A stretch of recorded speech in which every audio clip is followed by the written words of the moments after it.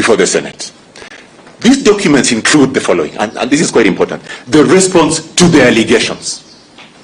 A very elaborate response to the allegations. But further, the first petitioner files affidavits in support of the response to the motion that was before the Senate.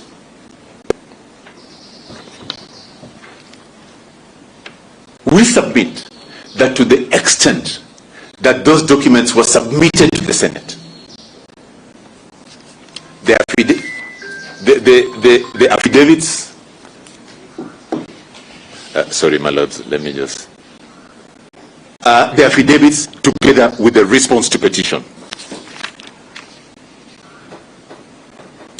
The Senate then, by that submission, the Senate then had the opportunity and the obligation to consider the contents of those documents.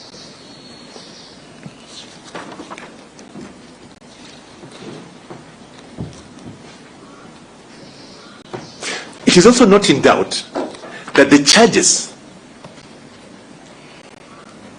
were read to the first petitioner. And effectively, and you will see this from the answer, the first petitioner responded to those charges. No issue was raised on the competence or the legality at the point the charges were read to the first petitioner.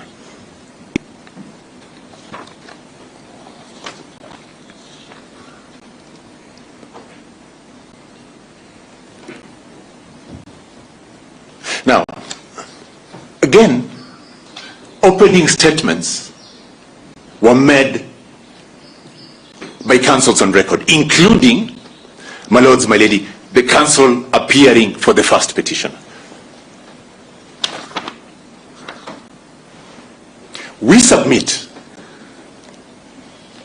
and also important, we submit, my lords, my lady, that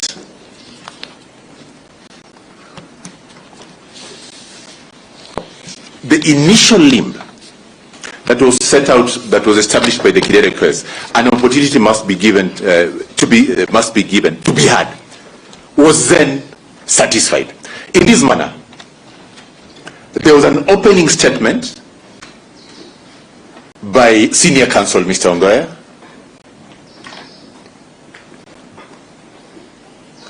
There was an opportunity granted to the first petitioners, advocates, and again, 60% of the answer is actually the first petitioner's counsel cross-examining.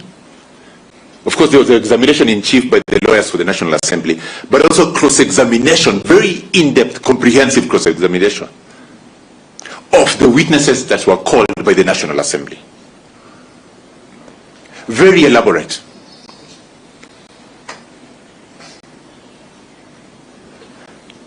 But also, in addition to that, that limb was satisfied by the first petitioner filing a response to the particulars of the allegations, together with the affidavits. But also important, my lords and my lady, on the 17th, as the case was ongoing, and this is critical, perhaps for the Senate, the first petitioner was in person at the Senate. He was there.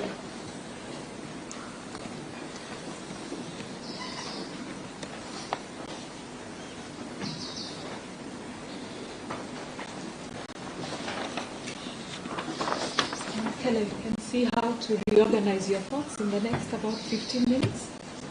15 minutes, Melody? Yes.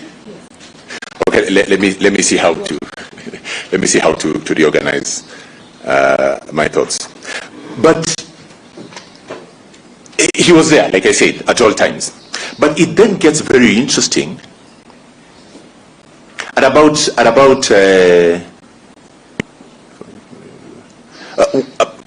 1:15 p.m. when the case for the second respondent, the National Assembly, is concluded. And a very interesting direction is issued by the Speaker of the Senate. And he says this, that upon resumption of the proceedings at 2:30 p.m., the fourth respondent will hear the first petitioner's case for 2 hours. And it's very specific, comprising examination in chief, cross-examination, and re-examination. This was a pivotal point in the proceedings. Like I said, throughout the morning session, the first petitioner is before the Senate. But when the proceedings resume at 2:30,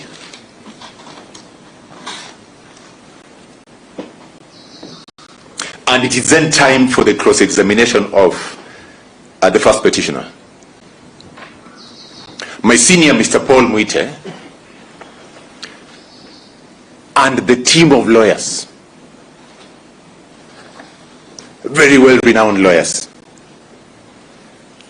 informed the Senate that they are anxiously awaiting for the first petitioner.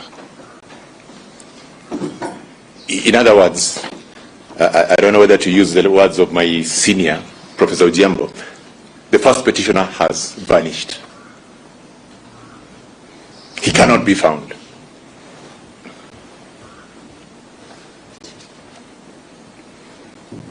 Now, Senior Counsel then proceeds to inquire where his client is. Okay? Now, we submit that at that time, my lords, my lady, Senior Counsel is making a request in the form of an adjournment. Because the Senate Speaker has given very clear directions on how the matter is to proceed. It is a request, bearing in mind that the directions were given in the presence of the first petitioner. It is like, my lords, when we appear before you and you direct us to appear at 2:30, and I walk in, normal civil case, and I do not have my client who is supposed to be cross-examined, I will be requesting, my lords and my lady, perhaps a minute or two to try and locate my client. That is a request for an adjournment. That request, my lords, my lady, was allowed.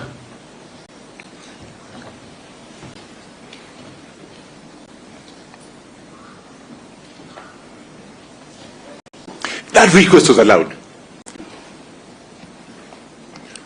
And Senior Counsel then reports back and says, out of the blues, that he had learned that his client was here. Please highlight submissions.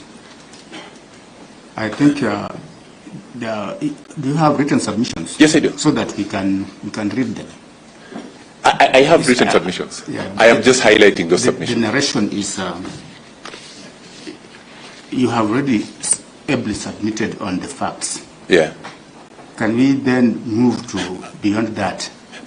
My Lord, I won't take more than 5 to 10 minutes, because there's a point I'm making, my Lord. And that's why I'm saying the application was for an adjournment. There's a reason that I would like the court to just appreciate the number of adjournments that were put in place. What I'm thinking is that if we have written submissions, yeah, and we know exactly what transpired in Senate, yeah, and they're also part of the Hansard, yes, then there's really no need to rehash them over and over again. Allow me, my Lord, just 5 minutes. But I hear you, my Lord. I stand guided. My Lord,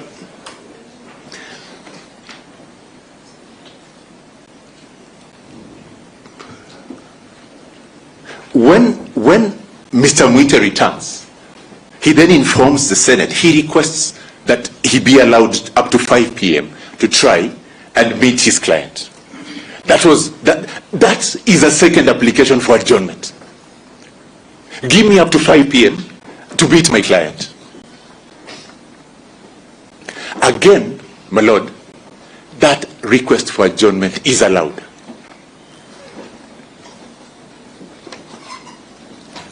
That request for adjournment is allowed. When the matter finally is called out at 5 p.m., Mr. Muite then informs the court that he had learned that his client is at Karen Hospital and he did not have access to him. My lords and my lady, between 1:15 and 5 p.m., no document is presented to the Senate. No document is presented to the Senate to enable the Senate then be able to exercise its discretion in favor of the first petitioner.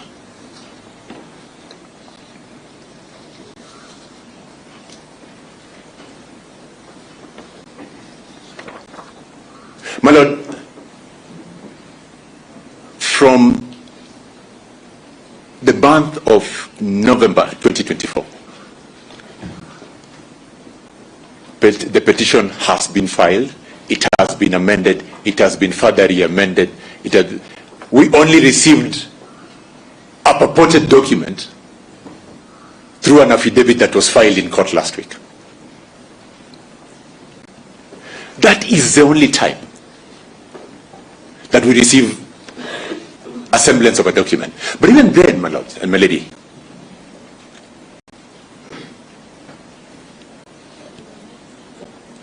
that document is presented to this court for the purpose to enable this court to exercise the discretion that this court does not have. The first instance exclusive discretion, my lords and my lady, with respect to the question of adjournment was at the Senate. It is not at this court. This court does not have that jurisdiction.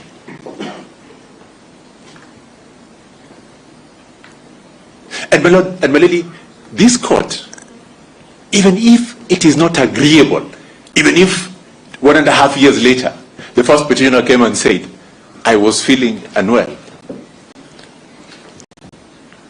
this court cannot substitute the discretion of the Senate with its own. That question on the question of adjournment in that context is purely for the Senate.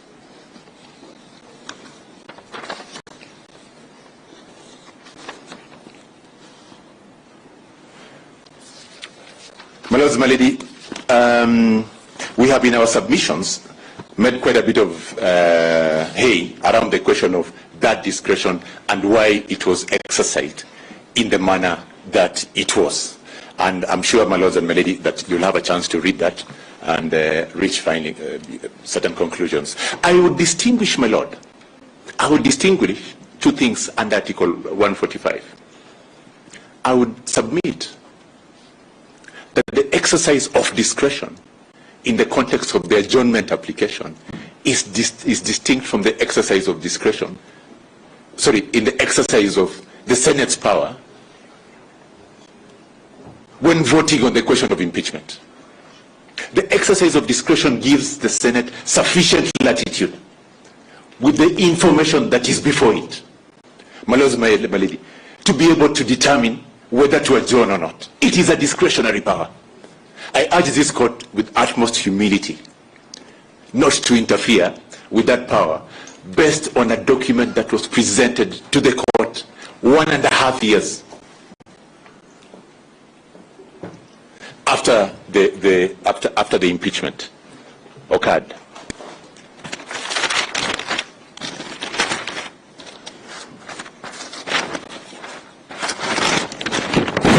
My lady, in cross-examining Dr. Gikonyo yesterday, a number of things became apparent. Number one, Dr. Gikonyo told us he did not know why he was in court.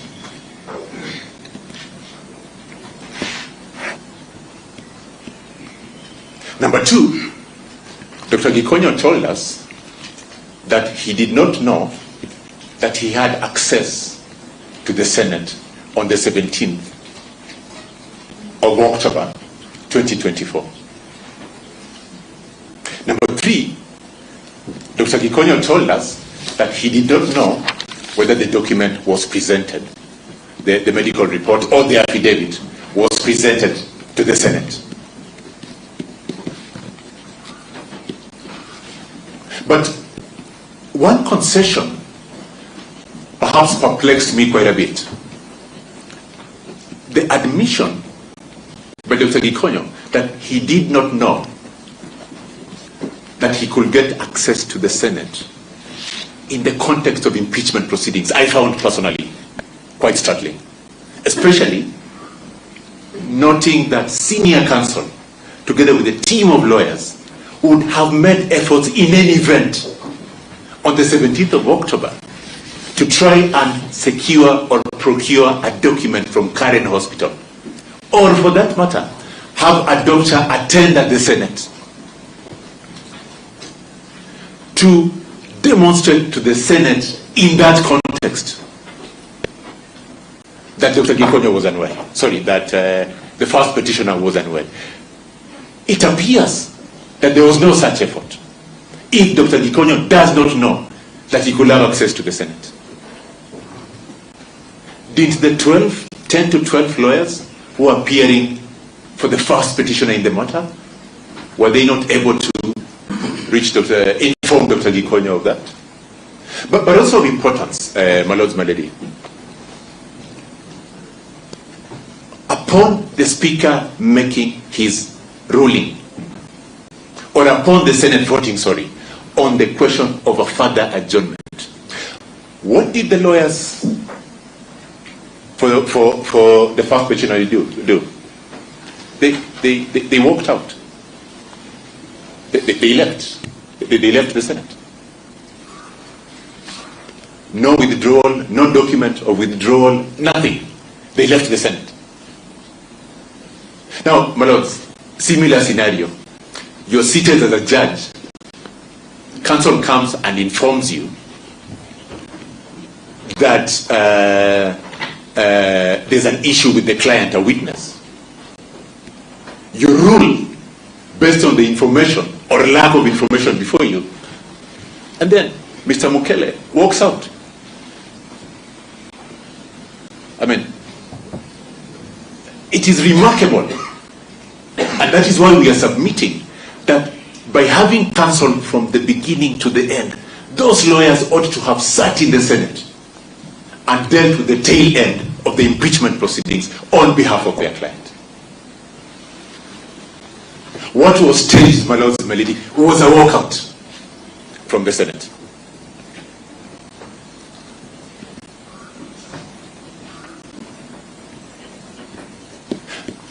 My lords, as I wind up, my colleague will submit on a number of other issues, but as I wind up, I began by saying, by submitting, that the Senate, the provisions under Article 45 are self-governing and self-executing. The court needs look no further than Article 145 and the standing orders to determine whether the discretion was exercised in the manner it ought to have been exercised. Even if, my lord, like I submitted, even if for any reason you may not agree with that exercise of discretion, you cannot substitute that discretion with your own 1.5 years later. And I say this, my lord, with utmost humility. Now, there has been an attempt by, I think it was Mr. Ndegwa, to refer to the Senate as a tribunal. As a tribunal. My lords, my lady, nothing could be further from the truth. The Senate is a constitutional organ in performing a constitutional function.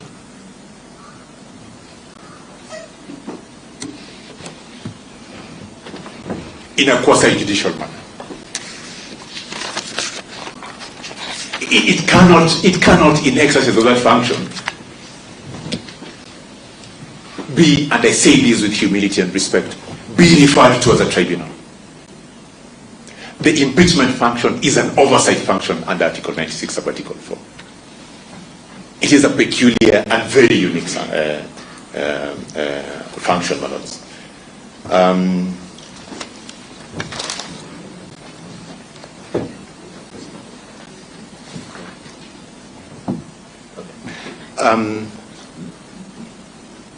My lords, as I wind up, I'm just being reminded by my colleague, Ms. Tanji, the question of timelines.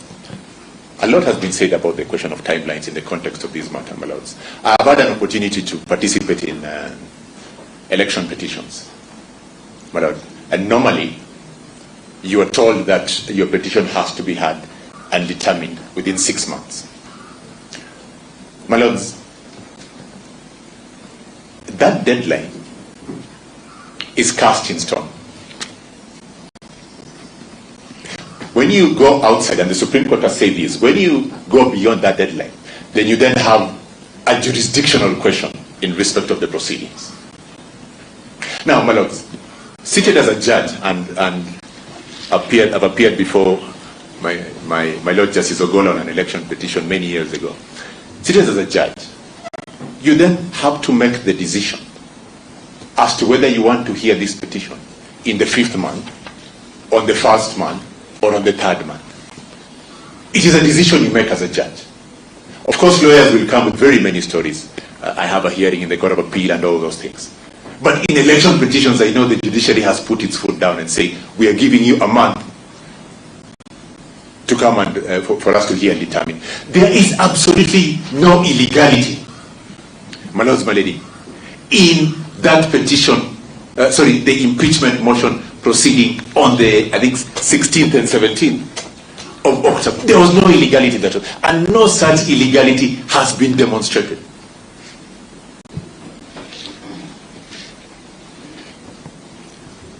My lords, in your ruling on the application to set aside conservatory orders, you reiterated the importance of the office of the Deputy President in the context of the current constitutional setup.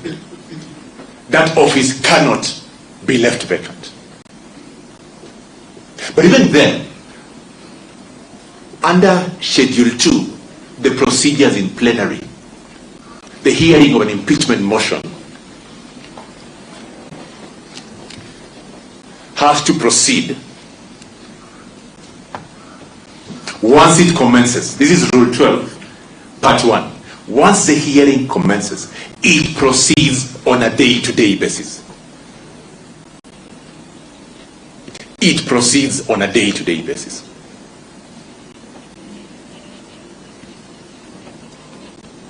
It was therefore upon the Senate to ensure that the hearing proceeded expeditiously.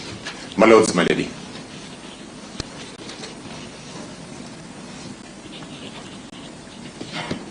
We submit, in conclusion, as follows, my lords, my lady. Number one, that the Senate handled the impeachment proceedings in accordance with the provisions of Article 96(4) and 145 of the Constitution.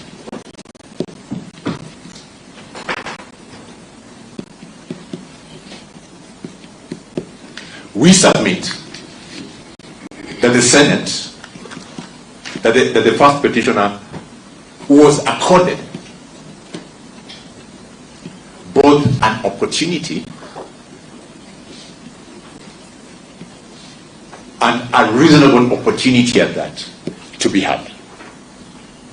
I have submitted, my lord, already about the 3 adjournment applications and the 2 which were allowed. My lords, my lady, barring any clarification, I will stop there. I think I have kept within my timelines. We have filed submissions. We have an entire set of the Hansard, which I'm sure you will have a chance to look at. Thank you.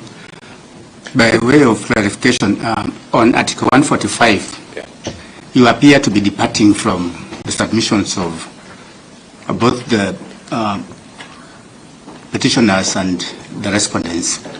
You are not bothered with either shall or may. You are saying the competence belongs to the Senate. My lord, thank you for that question. It's a very important question. I have not departed from the submissions of the National Assembly. I have not done that. No, they were referring, they were concerned with the interpretation of shall or may. Yes. But according to you, yes, you are not bothered about that. You are saying this is the competence of the Senate, period. We two things. We are bothered in this manner, that I was trying to avoid repeating the submissions of Professor Gidu Migai on the may or shall. I thought, like I started when I said, I didn't want to repeat again what they had said, because Senior Counsel Professor Gidu Migai and Professor Ojen have covered this issue quite elaborately. Let me say this, my lord. So yours is in addition, no? So, first of all, I associate myself fully with those submissions. But in addition, we are saying, and I think I said it at some point, my lord, that the may allows the exercise of the power by way of resolution. Yes, by way of, allow me, my lord, to go to Article 145, just to answer that question, as I associate myself with the submissions of my colleagues for the respondent. The may, under Article 145B, my lord, the may, and based on my submissions, the may then gives the Senate the power to determine whether to go by plenary or whether to go by way of committee. So in addition to those submissions, this is what I'm saying. All right, thank you. Okay? Thank you. But as I wind up, my lord, my lords will have an opportunity to look at the provisions of Article 152, sub-Article 7. This provision, my lords, is important. It relates to the removal of a cabinet secretary. And this is what 7A says. Unlike 145, it says, the Assembly shall appoint a select committee. Under 152, there is no may. It is mandatory. If the Assembly does not appoint, the entire process, my lords, my lady, collapses. Under 145, the may, if they decide by resolution to go by way of committee, then that is how it is carried forward. If they decide not to, then under 96, my lord, it then reposes upon the Senate to then hear and determine that matter. And my lord, as I wind up, I know I have said that a couple of times, as I wind up, I'd also invite you to look at the provisions of Article 145. My lady, I know you're about to stop me. Article 145, sub-Article 1. It is an entire process by the National Assembly, including the threshold for the supporting of a motion. Under 145.1, there is, I think, the 1/3. Under 145.2, there is the 2/3. Now, it cannot be the intention of Kenyans that a process that has come through the National Assembly with such threshold is then collapses at the Senate because of the may or shall. Because once it gets to the Senate, having achieved the 1/3 and the 2/3, then it is, the charges have arrived. So the Senate then has to opt as to then how to proceed. So the submission by my colleague, Mr. Ochel, to me, just is absurd and illogical. It doesn't make sense at all. But it is for the court to decide. I hope that the court will be persuaded by our submissions in this regard. Thank you. Any other questions, madam? No? No, you are good. Thank you. Thank you, my lord. Thank you, my lord. Thank you for listening to me. You took 1 hour. I don't think so. I think 15 minutes were cheated to you by your colleague. So that's okay. But also, there was a very important question which you asked, which I answered for 10 minutes. Thank you. So perhaps that will go to you. Yes. Yeah, my lord, the rule was that we should instead give examples of the students. Yes. My Lord, because my colleagues have covered quite a bit of ground, I will try and save time. I'll be very brief. I want to. How brief? I'll do 20 minutes. Yes, I will try. Yes, thank you, my lady. So I also want to add to what Mr. Mukele has spoken about on timelines and highlight a decision of the Court of Appeal, Civil Application number E121 of 2021, Attorney General versus Tolfin Nafula and others. And on the question of timelines, this is what the Court of Appeal had to say. We think, with respect, that courts should endeavor to facilitate obedience and observance of constitutional bounds and statutory timelines. The court then proceeds to say, in the case at bar, it is urged that... use the public address, please. Oh, yes, Mr. Mukele is taller than me. Yes. In the case at bar, it is urged that truncating the interview and nomination process for the Chief Justice and eventual appointment will lead to an overshoot of the statutory timelines with a real and present danger of a constitutional crisis of the character adverted to herein. We are not persuaded that we should actively aid and abet such a result. So, my Lord, my lady, on Mr. Mukele's submissions that the Senate was bound by the timeline set by the Constitution and the standing orders, we are asking this court to also allow and uphold that decision that the Senate took to adhere to the timeline and to make an expeditious decision. And there was also a danger of a constitutional crisis, as in the Tolfin Nafula case. It was important that the matter be resolved expeditiously. And the question of expeditious disposal also came up in the Sonko case. And at paragraph 134 of the Supreme Court decision, the Supreme Court reviewed the timeline set out by the standing orders, and they found that the Senate had an obligation to adhere to those standing orders. And at paragraph 135 of that decision, the Supreme Court also finds that expediting the process of impeachment does not in itself amount to a breach of the rights of Sonko, Honorable Sonko at the time. They found that he had been given sufficient time within which to prepare and present a response. And my colleague has taken you through everything that transpired in the House. So I move to the question of public participation. I'm glad Mr. Macharia has joined us.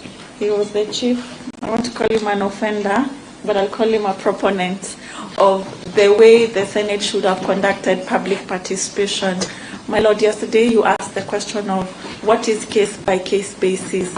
It's because Parliament does not only do bills, there is other business that transpires before Parliament. And in each case, Parliament determines how to handle public participation in this matter. So it is true, Article 10 and Article 118 place that obligation on Parliament to conduct public participation.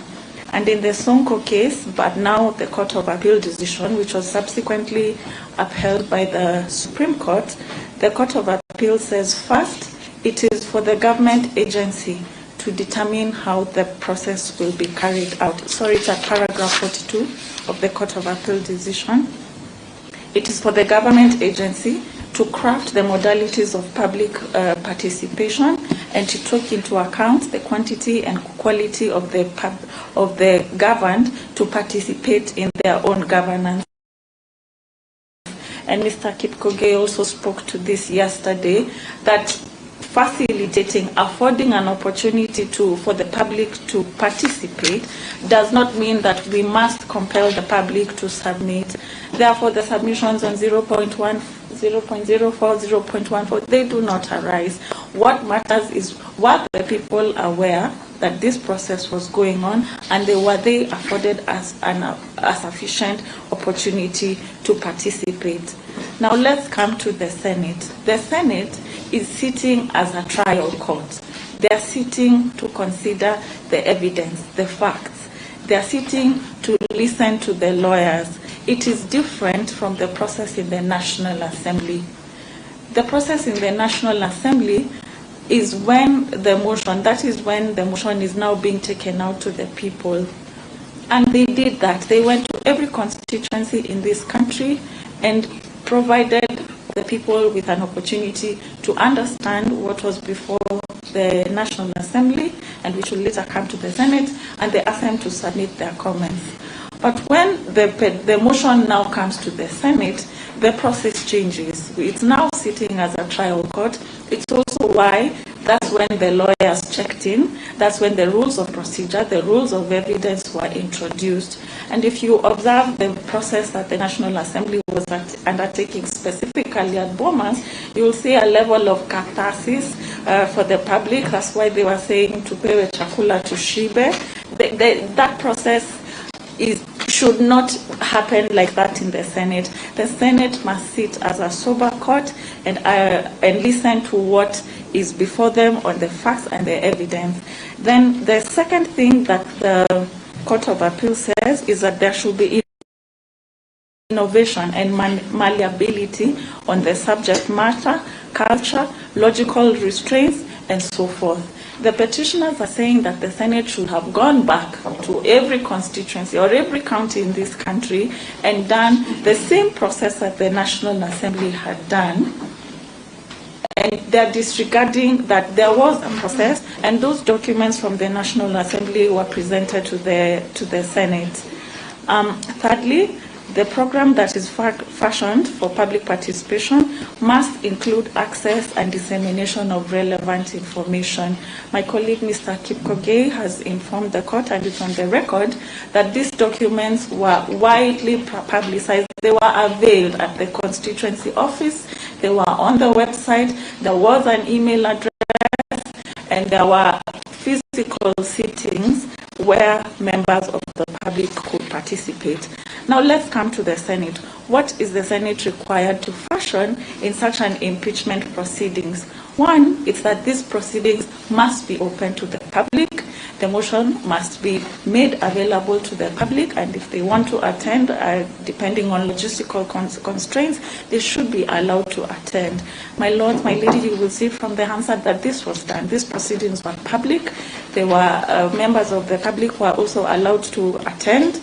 It was televised, it was on the website. There's a YouTube page on which Senate proceedings are aired. And the voting, the decision, the discussions that the senators undertook, the submissions by council and by the National Assembly, they were all open and available to the public, including the request for adjournment and including the final vote where the House decided to proceed. All that was public. None of it was done in secret, and therefore the allegation that the Senate did not do public participation is not correct. Then the Court of Appeal proceeds to say public participation does not dictate that everyone must give their views on the issue at hand. This goes back to Mr.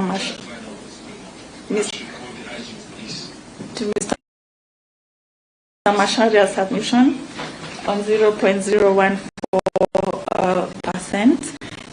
The numbers do not matter. What matters is what was done.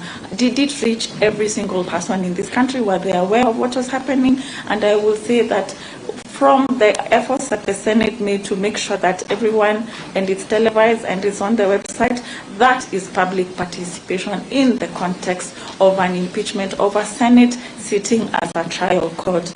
That is public participation.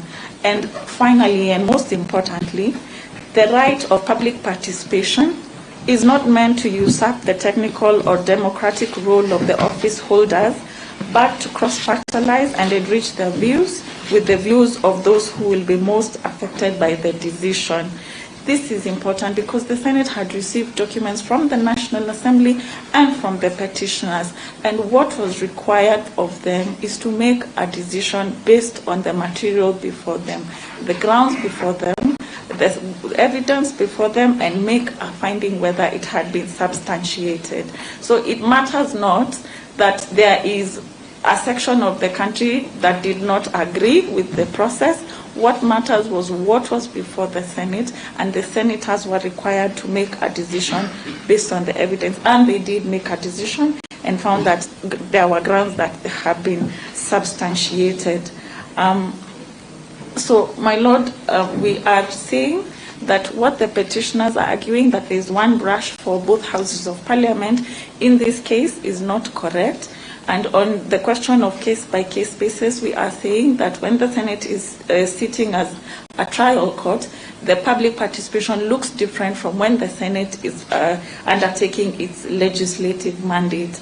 And because at all times the proceedings, the debate, the documents were available to the public, there was public participation. And there was also a submission from Mr. Macharia again, that the Fair Administrative Action Act requires public participation, and my colleague has submitted that this is a constitutional function. This is a House of Parliament sitting to discharge its constitutional function of oversight, and there are proper parameters that apply for public participation. Then, my Lord, I'll move to the next issue, that there was an allegation from the petitioners that there was new evidence and witnesses allowed to submit to the Senate, which made the process unfair to the petitioners. My Lords, my Lady, you will see from the Hansard, the Speaker did give a ruling on this matter, and he referred to Rule 7 and 8 of the Rules of Procedure. The Speaker finds that Rule 7 and 8 permitted the Senate to receive witness statements, list of witnesses, and any other evidence. The Speaker then proceeds to say, what is not allowed is to introduce new allegations or introduce evidence that is extraneous to the allegations. And based on what had been presented, the Speaker ruled that the documents were permitted under the Rules of Procedure. They were provided to the petitioners, they had a chance to respond, and so that issue that they were unable to proceed with their case or it affected their fair hearing is dispelled by that communication by the chair. It's in the Hansard which we have provided to the court. My Lord, the final issue which I wish to highlight on is the Speaker of the Senate has been accused of bias because he was a member of a political party or a coalition.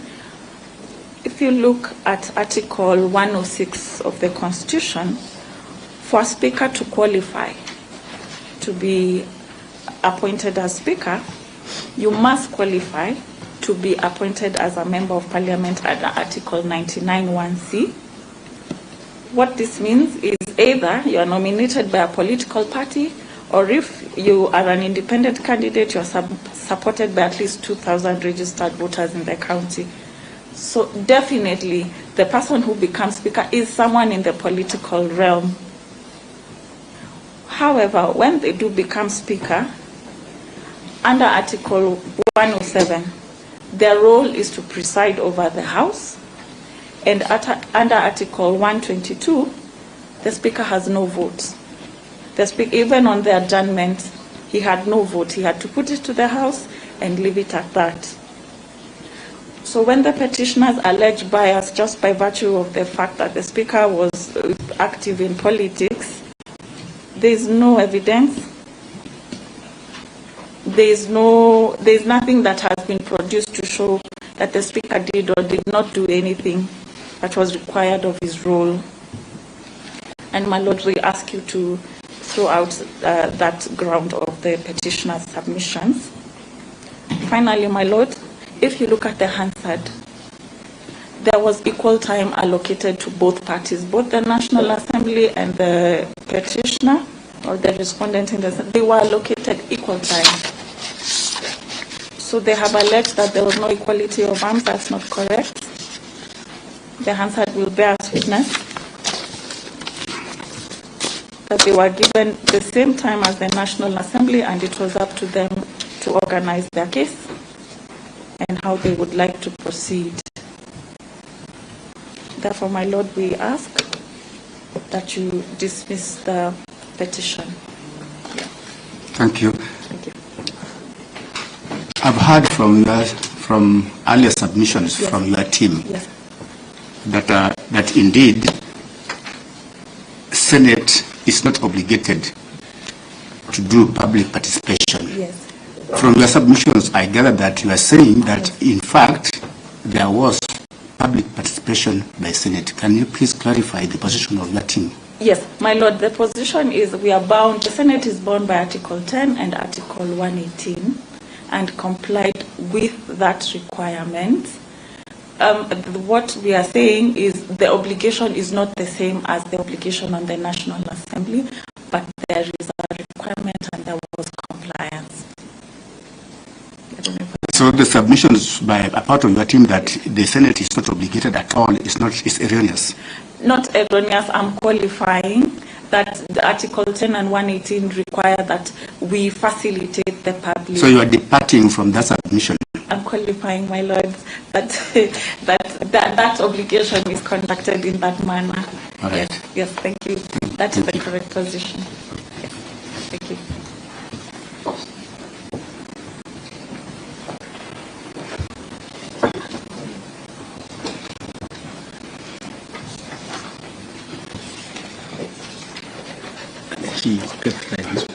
Yes, yes.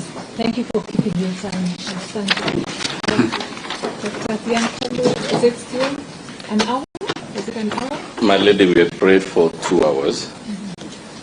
We crave your permission to give us that time.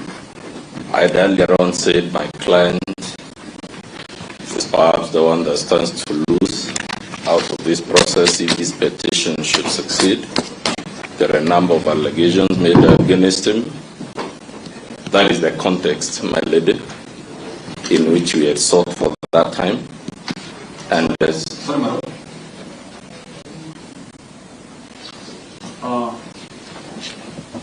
just for the sake of order, we know that we are here as respondents, and Muthoni's client is an interested party.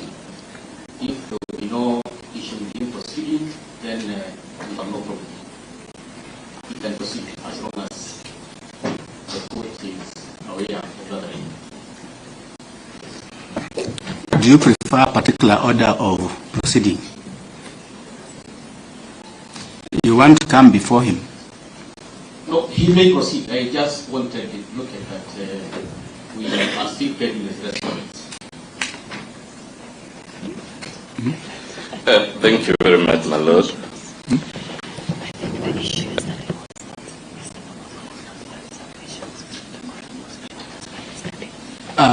Mr. Kamoto, I think by yesterday you had not filed submissions. My lord, we already filed our submissions.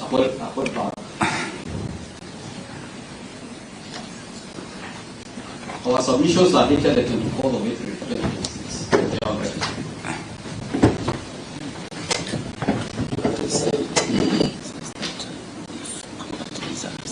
Yes, yes. Okay. But do you feel prejudice if Dr. Tankulu proceeds? There will be no prejudice in my view. In fact, I suspect that you make my work easier by 98%. All right. Thank you. Proceed, Dr. Thank you very much, my lord. My name is Muthomi Nkolu. I appear for the second interested party, that is His Excellency Professor Kithure Kindiki. I am joined by Mr. Moses Kipkoge, Kennedy Meli, Steve Ogola, Boniface Mwerevu, and Kenson Mutevia. In that representation for today, I'll be sharing the time with Mr. Kenson Mutevia. For the record, my lord, we filed the following documents, which we urge the court when you retreat to peruse. One of them is the replying affidavit sworn by His Excellency Professor Kithure Kindiki on the 20th of February, the year 2025. We have, in addition to that, filed submissions dated the first day of October, the year 2025. Number 3, we have filed a list and embargo of authorities, also dated the first day of October, the year 2025. And lastly, we filed an affidavit dated the 8th day of May, the year 2026, in response to the issues raised in the affidavit filed by Dr. Gachagua. My Lord, I have reflected quite deeply on the matter before the court for the last 2 years, and I've not been sure, perhaps because age is catching up with me, whether the petitioners actually believe in the allegations they have brought to you.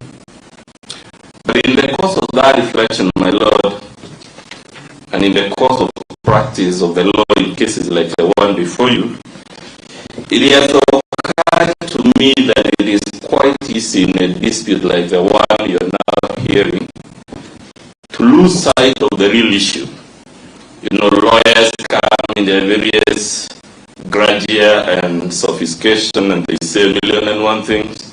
And in that forest of very many things, allegations and counter-allegations, of the real crux of the matter.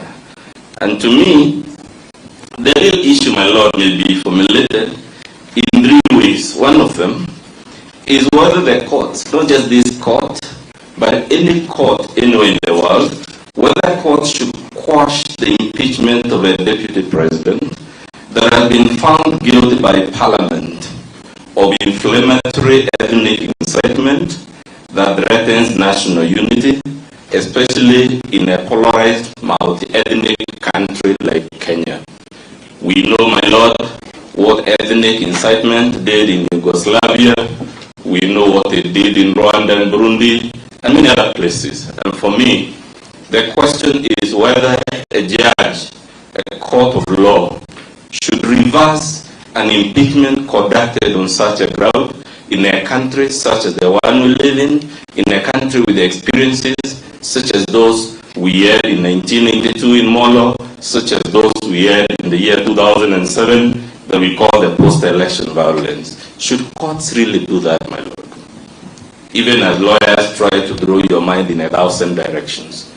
Number 2, my Lord, should courts quash the impeachment of a deputy president? We are not talking about a street sweeper. We are not talking about a junior clerk, but a deputy president of the republic that has been found guilty by Parliament of threats to judicial independence. A deputy president that goes to the press vilifying and accusing judges of this very court of things that he shouldn't be saying, and does it count for anything, my Lord? When I was reflecting on this, my Lord, it reminded me of my many days in high school when we used to be taught a proverb in Kiswahili that says, usitusi wahenga na uzazi ungalipo. Does this petitioner even have the reflection perhaps to apologize to the courts for having been found guilty of insulting them? And now that he finds himself in a position perhaps you didn't want to be, he now comes back to the same courts, raising heavy weather about 1,001 grievances. And lastly, my Lord, should courts, and I don't mean just the courts of Kenya, it is the courts of any country, should courts quash the impeachment of a deputy president, not a clerk, not a messenger, the deputy president who has been found guilty by Parliament of utterances and press conferences that strike at the very heart of the need to maintain national security at a time the nation is in an existential crisis such as the one we had in the year 2024 with the so-called Gen Z uprising or Gen Z riots and whatnot. At the end of the day, my Lord, that is really the broad question before you. And my Lord, when I was thinking of this matter also, I was quite amazed to hear that the petition is being likened through a false analogy to Jesus Christ, to Socrates, to Thomas More, and other great men and women in history. And for me, my Lord, I was left wondering, perhaps the correct analogy should, and I will show you shortly, should have been that with Barabbas, the mighty criminal who the masses chose, or perhaps the two unrepentant or rather the unrepentant criminal who was crucified together with Jesus Christ. But while on this, my Lord, again, because sometimes we love analogies and they mislead. Did Jesus Christ, traverse Galilee and the southern part, Judea, preaching ethnic exclusion, preaching ethnic hatred and incitement? Did Jesus Christ traverse Judea and wherever, trying to vilify judges in public utterances instead of following the mechanisms? Was Jesus Christ really guilty of the sort of things because you were told? I don't want to address you on whether it is blasphemous to even liken a man with Jesus Christ. I'm not a very religious man, so I'll leave that to the religious people. But the overarching legal question, my Lord, is whether, as a court of law, because a lot of emotions have been stirred in this case, we are in a court of law, my Lord. This is not a sympathy parade. It is not a political forum. It is not a political platform. And to the extent that we are before a court of law, we must confine our inquiry to the four corners of the law. If the law supports the petitioner, then he is entitled to whatever the law gives him. But if the law doesn't agree with him, he cannot ask you to stretch it. The law is not an accordion that you can keep stretching and expanding and contracting.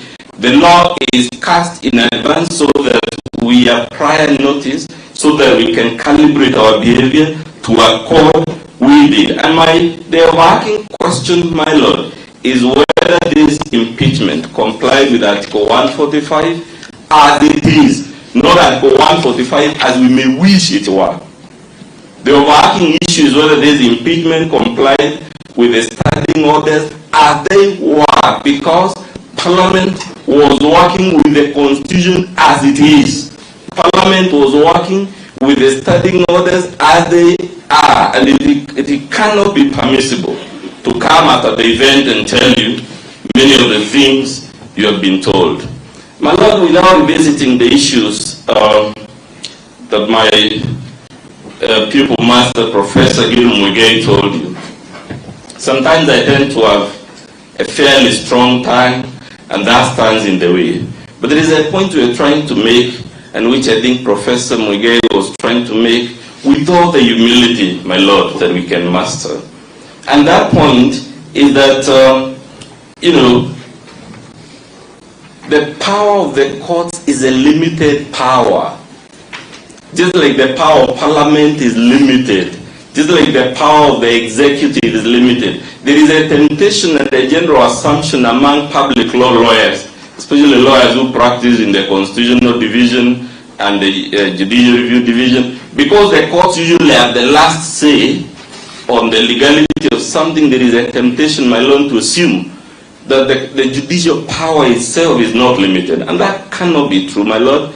That is why what is supreme is our Constitution. It is not Parliament that is supreme. It is not the President or the Executive. It is not even the judiciary that is supreme. It is our Constitution. And if we accept the general premise, my Lord, without appearing or sounding haughty or arrogant, if we accept the broad proposition that judicial power is limited, it must follow the things courts cannot do. And one of the things the court cannot do is those questions I began with, whether courts can quash and reverse an impeachment of a Deputy President of the Republic done on the grounds, on the facts before you. My Lord, the idea that judicial power is limited is not just my submission. It is something we were all taught in Law School 101 under the doctrine of separation of powers. And because Alexander Hamilton was quoted here, he wrote Federalist paper number 78. And in that paper, my Lord, he says the judiciary only has the power of judgment. The judiciary only has an interpretive power. It cannot make law. It cannot stretch. It cannot expand our Constitution. It cannot expand any law. Of course, there are inherent limits on that. And my Lord, if you need judicial authority going beyond, the philosophies of Alexander Hamilton when they were founding the American state, you can go to Chief Justice Roberts of the United States Supreme Court in a very recent decision called Obergefell and Hodges. And in that decision, when you read it, my lord, this decision is to be found in volume 41 of the Butterworth Human Rights Reports, page 160, and I'm referring in particular to the judgment of the Chief Justice of the United States, Chief Justice Roberts, pages 181 and 182. And when you read it, my lord, he complains that the Supreme Court, in making that decision, what the majority were doing was not an exercise of judicial power. He says, he accuses the Supreme Court majority of varying an institution that had been fixed by all human civilization, going to the Khoisan, going to the Aztecs, going to the ancient Chinese, going to the ancient Egyptians. And what I love about it, my lord, he says, the majority's decision is an act of will, not an act of legal judgment. And he concludes by asking, just who do we think we are? This is a Chief Justice, just 2-3 years ago, asking his colleagues in one of the most respected Supreme Courts in the world, just who do we think we are as judges, so that we would have the audacity to do some things. And that is the context in which we are saying, my lord, that judicial power, just like executive power, just like legislative power, is limited, and there are things judicial power cannot do even when it is stretched to the outer contours of its margins. And my lord, why we say this is that the misconduct established against the first petitioner, the misconduct for which he was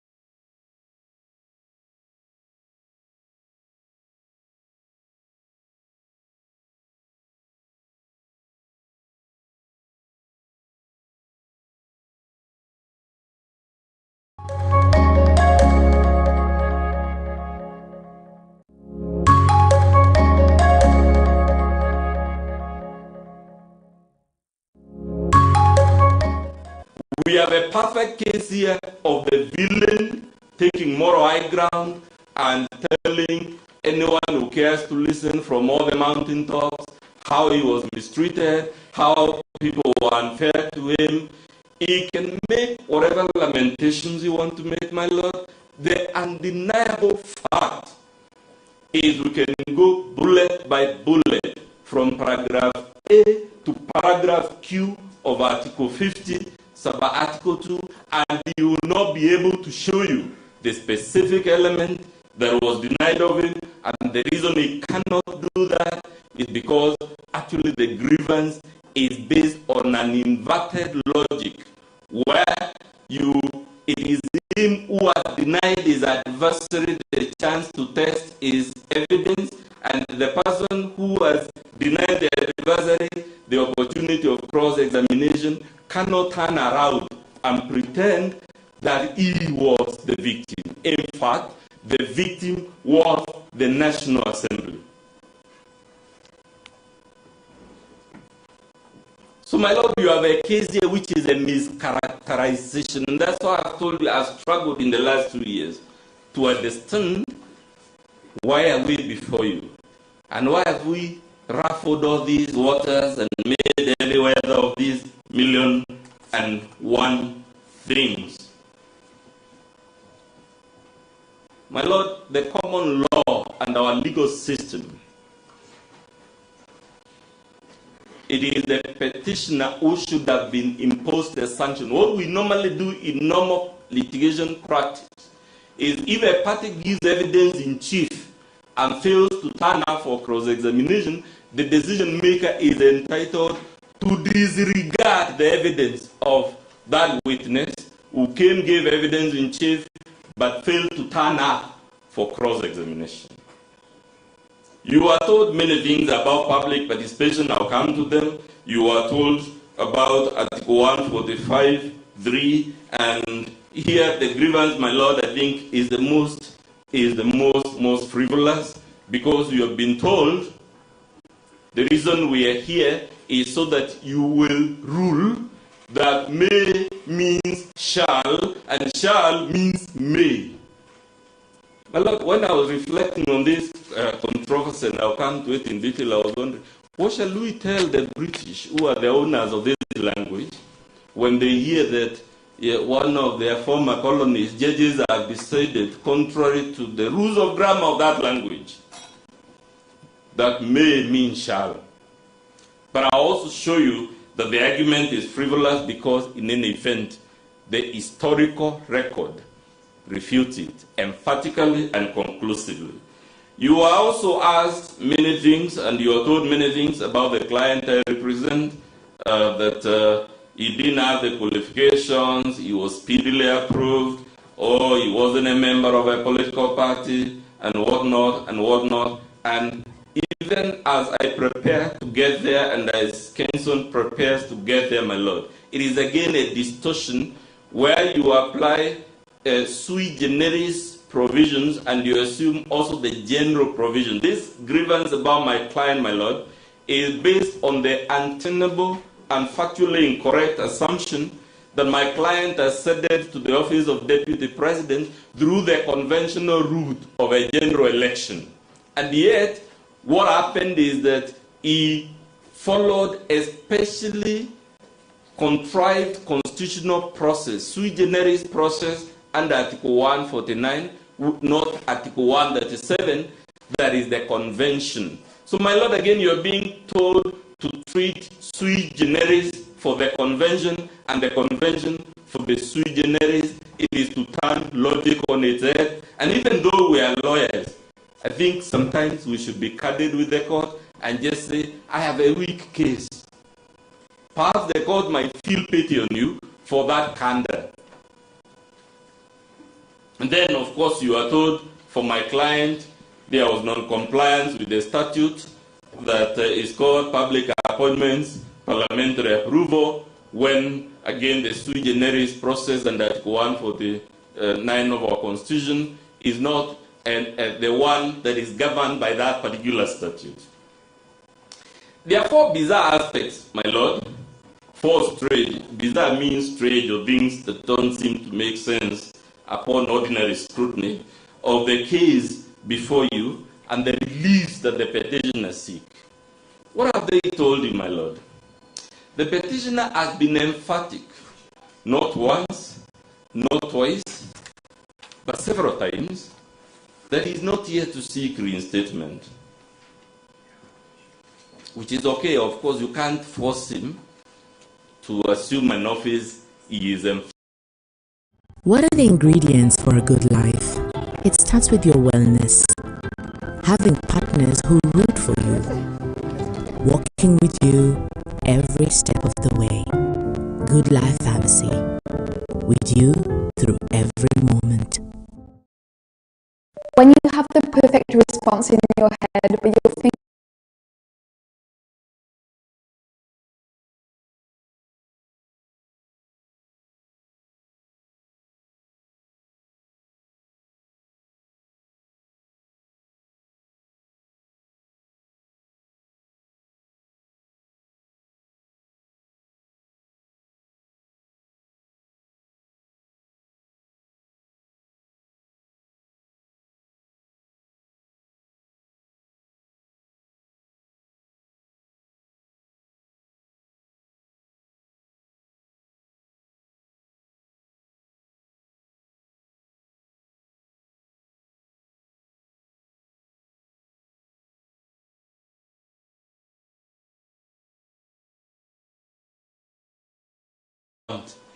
to be reinstated, which he can't anyway, but it follows by logical flow that for that same reason, he cannot also have the process quashed and declared illegal, null, and void, because you would be issuing orders that are illogical and that are irreconcilable and mutually contradictory. He cannot have it both ways. Number two, my lord, you have other petitioners, let's forget the main one, who actually seek his reinstatement. And I think Professor Muite was telling you some of the unintended consequences of our expansion of law custody. So on whose behalf, if I were to quote Justice Ringera, on whose behalf are these other petitioners holding the candles? They cannot cry louder than the bereaved. The main petitioner doesn't want reinstatement. On what basis can another party other than the one who held the office then be asking you to reinstate him? And to me, again, it shows some of the contradictions. They betray doublespeak, they betray frivolity, but more importantly, my lord, it is prayers of a type that if you were to grant them, they would plunge us into a constitutional crisis, because if you grant the other petitions, you have to reinstate him, something he doesn't want. If you quash the motion, it means he is reinstated by operation of law, which again, he doesn't want. And that's why I've kept wondering, my lord, did we come to waste your 2 years here to play to the gallery? Did we come here to bother you just to speak nice English and to cite nice sounding authorities? Because the judicial process is sacred.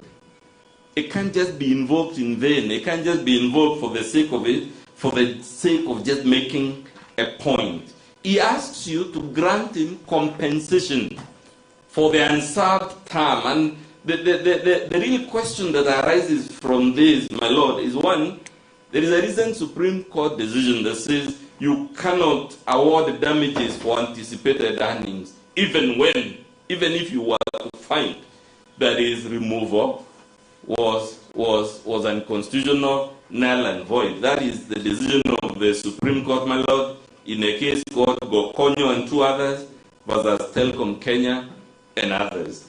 But forgetting that decision, my lord, because we are in Kenya, and when I was a child, they used to say Kenya ni nchi ya ajabu. We are one of the few countries where things that seem paranormal, beyond the normal range of human experience and existence, tend to happen. If you were to grant him this compensation, wouldn't that be a slap on the face of Kenyans and their representatives who held that this man has behaved in a manner incompatible with the dignity and the status of the second highest office in the land. You are told many things, my lord, that this process was choreographed, it was a predetermined outcome, but does the record bear it? Because it is easy to say things, my lord, proving them, as I always say, is where the rubber meets the road. Is the record consistent with the Senate acting mechanically or politically? And our answer is no, my lord.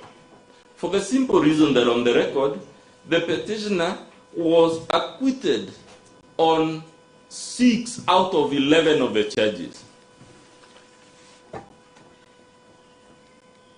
That's not a Senate acting mechanically and following the orders of some undisclosed oracle somewhere. He was acquitted on 6 out of 11. And it is our submission that that outcome demonstrates careful reflection, careful deliberation, and careful weighing of the evidence on the part of the Senate. It is evident, my lord, that Parliament sifted the evidence, which Professor Muite has been emphatic you cannot be invited to do. Parliament sifted the evidence, it weighed the scales, and they tilted the way they tilted. 5 on one side, 6 on the other side. Let me come, my lord, to the strange grammar, inverted grammar. I come from a county where people should be very careful before they talk about things about the English grammar, but I'll try. Even with that disability, my lord, the question is, does the rule of holistic interpretation of the Constitution confirm that the word may in Article 145(3)(b) is mandatory? You know, I mentioned the word holistic, my lord, because it is common knowledge to us all on both sides that you cannot cherry pick words in a constitution or any other legal document. My lord, if the word may in Article 145 is mandatory, it must follow wherever that word is used throughout the Constitution is also mandatory. It cannot be mandatory only for the specific targeted missile of reversing this impeachment. And my lord, I asked you earlier, what shall we tell the people who are the owners of this language? What shall we tell our brothers and sisters in the common law world when they hear that in Kenya, something that has not happened in Australia, it's a common law world, New Zealand, the Americas, the Canadas, most of Africa. This has never happened, my lord. But there are petitioners who are also, my lord, not even unanimous on this. For instance, on their side, my senior counsel, Paul Muite, acknowledged that the Senate would proceed with an impeachment either by plenary or by special committee. So that's the case for petitioner numero uno. But the case for some of the other petitioners and for some of his other counsel is that no, you can only proceed by way of committee. Ochiel Dudley, who in our happy moments, I call him Rod Denning, and my good friend, the Black Bull, Mr. Ndegonjiro, and Shadrach Waboi, told you no, you can only go through the committee route because for purposes of Article 145(3)(b), the word may is not directory, it's not discretionary, it is mandatory. But my lord, I told you, this submission on the part of some of the petitioners is refuted emphatically by the history of our Constitution, and I only allude to this history for 2 reasons. One, my good friend Rod Denning here took you to history Boma's draft, Wako draft, Kilifi draft, and the many other drafts as the basis for the submission that for the limited purpose of Article 145 May is mandatory. But my Lord, is that submission, is that history correct? Or is it revised history? Or is it history according to the first petitioner? My Lord, when you check Article 164, sub-article 4 of the Boma's draft, the word used was shall.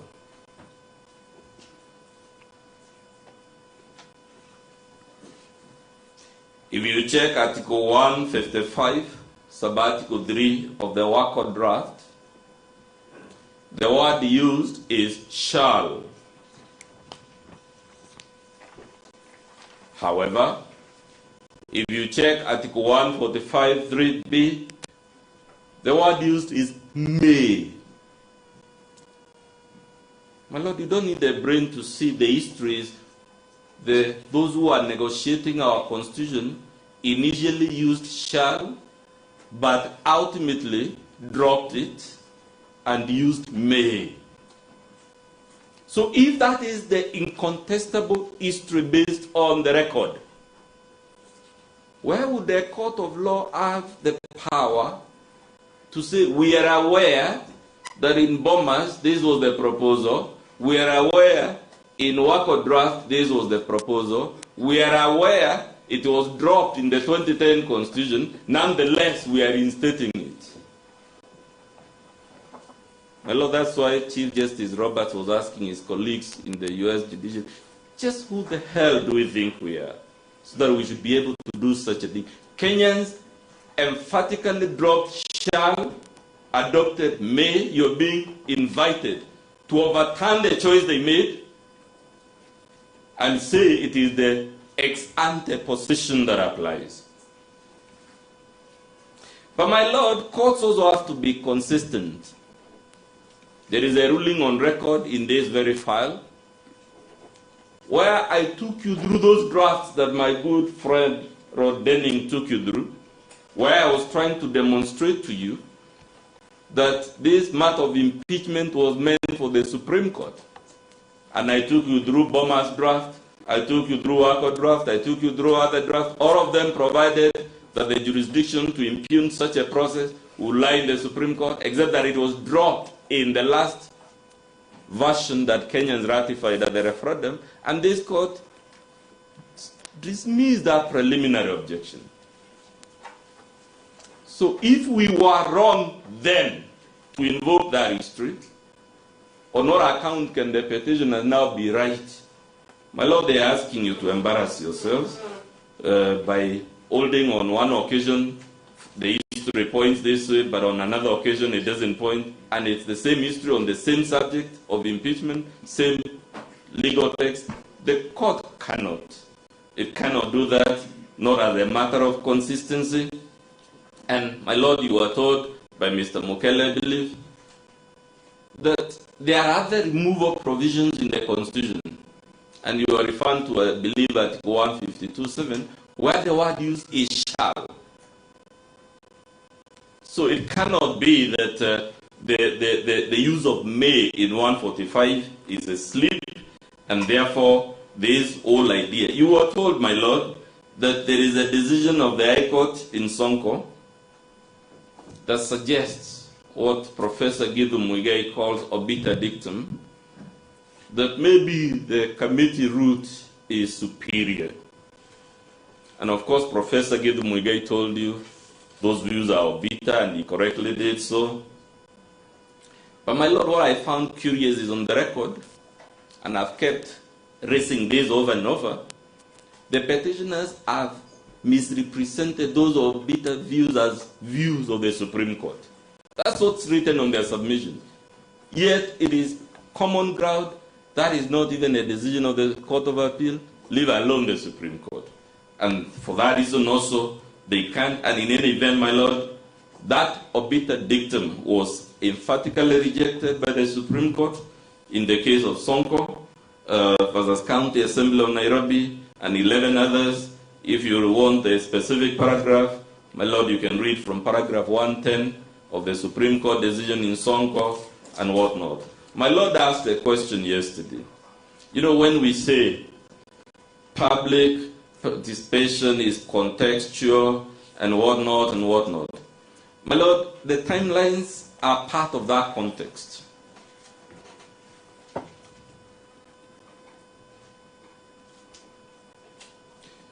The idea, my Lord, that any part of this process, whether you go committee route, whether you go plenary route, or indeed any other route, the idea that there is a route you can go and the timelines are open-ended. You can delay it until donkeys grow horns, until the conversion of the Jews, is refuted by the architecture of our Constitution. So any suggestion before you that, Senate was wrong or National Assembly was wrong because they misread this article and then this other reading, I don't know under what grammar, therefore the timelines are open-ended or they are prolonged. There is no country, my Lord, anywhere in the world where a matter going to the very heart of the highest offices in the land, like the matter before you, as open-ended timelines.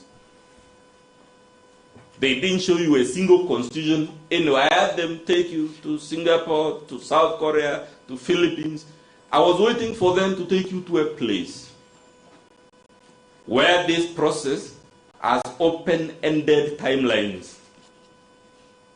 On the contrary, the practice the world over, without exemption, is that a process such as the one impugned before you has short, I repeat, my Lord, short and inflexible timelines. You have the 2 days, you have the 7 days, you have the 10 days, all set out in Article 145. For the purposes of my client at their ascension to office, the timelines are also fixed. The President must nominate within 14 days. Parliament must make the vote within 60 days. And my Lord, if a matter can be done within 14 days, by way of example, it cannot be a grievance that it was done on day 1 instead of day 14, or on day 7, or day 5. If the Speaker of the National Assembly had 2 days to refer the matter to the Senate, it cannot be a valid grievance before you that he referred it within 2 seconds. The Speaker should be commended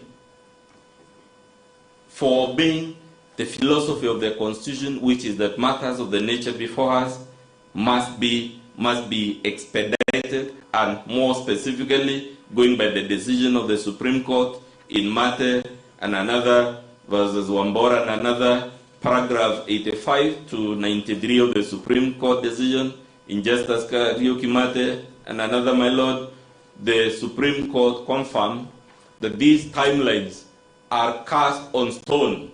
They are inflexible. We cannot expand them, not even by an hydraulic mechanism. And the Supreme Court, that's part of the reason, my Lord, the Supreme Court made the unusual order I referred you, where for the first time, because I've never seen this in my entire career, where the Supreme Court upholds the violation of a High Court order, because that High Court order had been made in ignorance of the fixed and inflexible nature of this timeline. My Lord, the attacks against the standing orders, whether it is standing order number 64 of the National Assembly, or the standing order number 78 of the Senate, or indeed any other standing order, to the extent that it is clear these standing orders are actually just rehashing what the Constitution already says. There is nothing new. Any of these standing orders that are stated that is not already contained in Article 145. So any attack on those standing orders, the invitation to declare them unconstitutional, my Lord, is a collateral attack to Article 145 of the Constitution. You're being invited to rule collaterally, not directly, because the petitioners, of course, are smart people. But I was also reminded, my Lord, again back to my Swahili, akili ni nywele, kila mtu akona zake. You're being asked to invalidate Article 145 under the guise that you're invalidating the standing orders of the National Assembly and the standing orders of the Senate. But the point, my Lord, is it is clear in Article 2, Sub-Article 3 of our Constitution that the provisions of our Constitution cannot be challenged before any court or tribunal. And if they cannot be challenged directly, they cannot be challenged collaterally. So it's a collateral attack against the Constitution. It is not possible. And for that reason, nothing really turns on the idea that there is anything untoward about these standing orders. It is inconceivable, my Lord, that the timelines are open-ended when we go through the committee route or through the Senate route and whatnot. And I've already told you there are deadlines even for purposes of my client's ascension to the office of Deputy President. Madam, everywhere that was made about counts 7 and 8 of the impeachment motion, you are told many things. But the record will bear me out that the first petitioner was acquitted on count 7 and count 8. So, my Lord, how can he come to you to complain? You know, count 8 was based on a repealed section of the Penal Code or a section of the Penal Code that had been declared unconstitutional. My Lord, he can have 1,000, 1,000,000, 1,000,000,000 complaints about these two counts. They are undeniable. Garnier Super UV Cooling Sunscreen. A light, refreshing texture for 8 hours of freshness.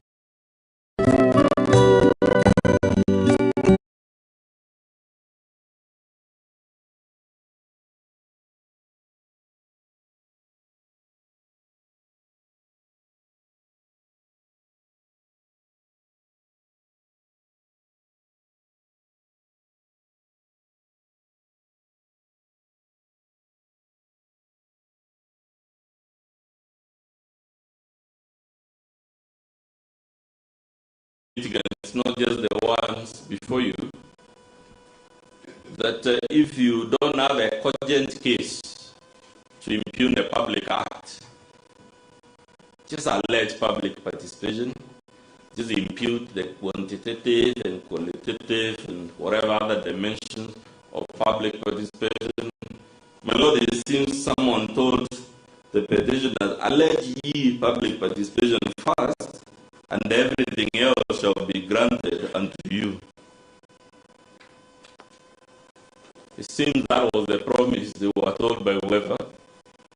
But if that's what they were promised, my Lord, it's a false promise, which this court cannot uphold without violating the decision of the Supreme Court in the BAT case, specifically paragraph 96, Roman 8,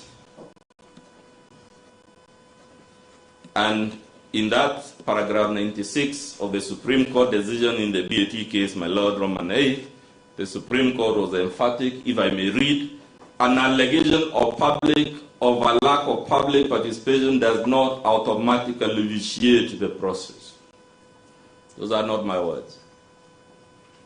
So even if my lords and my lady were to be persuaded on the material before you that there was something wrong with the public participation in this case, that without more would not vitiate the impeachment. Those are not my words. And the Supreme Court goes on, if I may read again, the allegation must be considered within the peculiar circumstances of each case. I guess this is the question my Lord was asking yesterday. And the mode, degree, scope, and extent of public participation is to be determined on a case-by-case basis.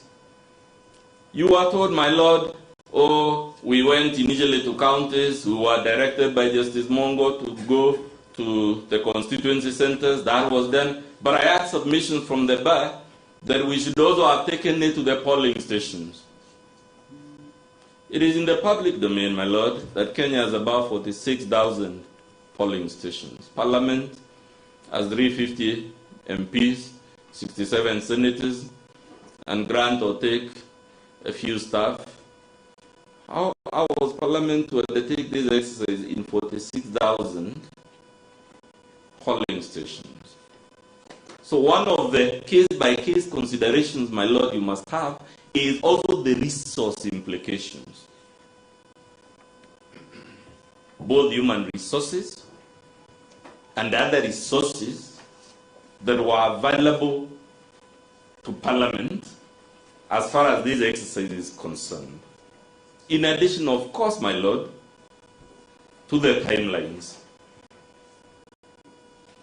But when all is said and done about this matter, my lord, the Supreme Court has told us in the quote I just read that public participation is not a trump card. It's not a magic bullet. You know, in poker and other games, you have that card they call joker that can be converted into anything. That is not what public participation is in the scheme of our constitutional architecture, and the Supreme Court has said merely because it wasn't done or it wasn't done to certain parameters does not, in its words, vitiate.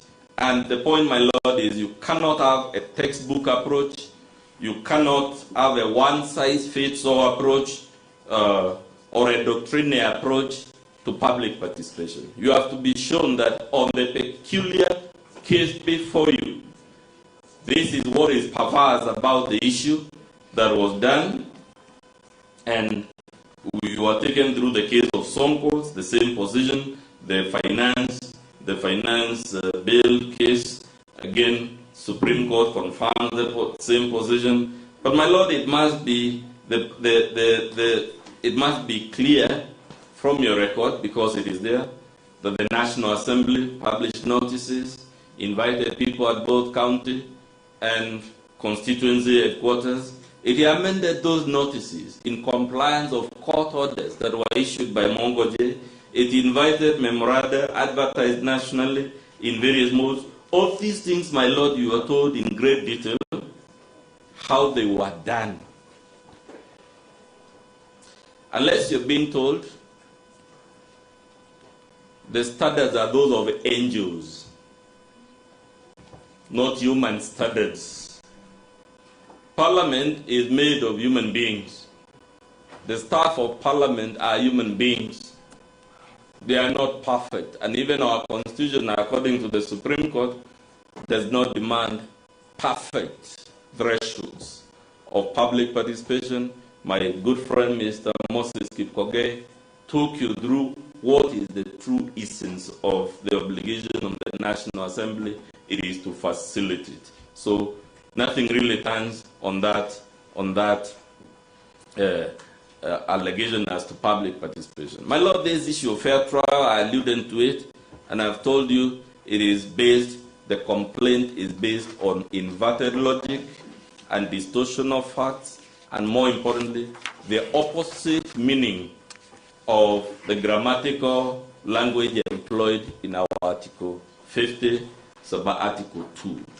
Why are we saying it is inverted logic? The petitioner only has a right to cross-examine adversary witnesses. That right was granted to him, and he fully exercised it. He has a duty to avail himself of cross-examination.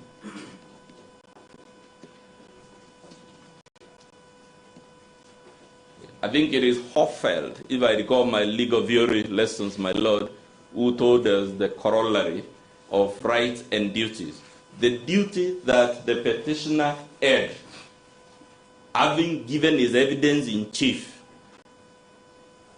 having enjoyed the benefit of cross-examining his adversary's witnesses, the duty fell upon him to avail himself for cross-examination.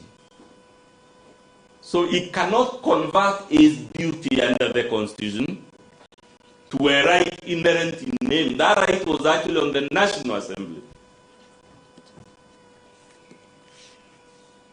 And my Lord, you'll be turning the text of our Constitution on its head. If you were, I think the petitioners were animated, my Lord, by this ground, and I think that's why it has featured so prominently, because Article 25C says the right to a fair trial is one of the rights that cannot be limited.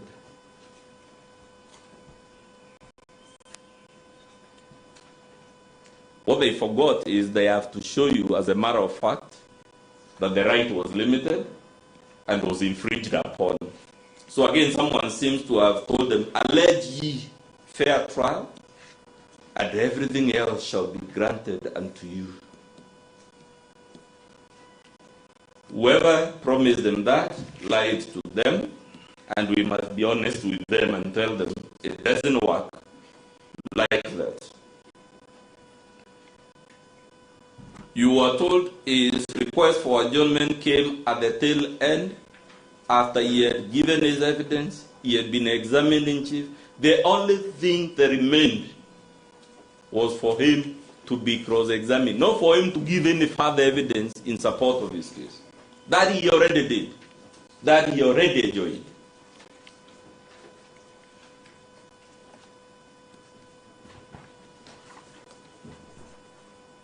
Let's come, my Lord, to the alleged illness.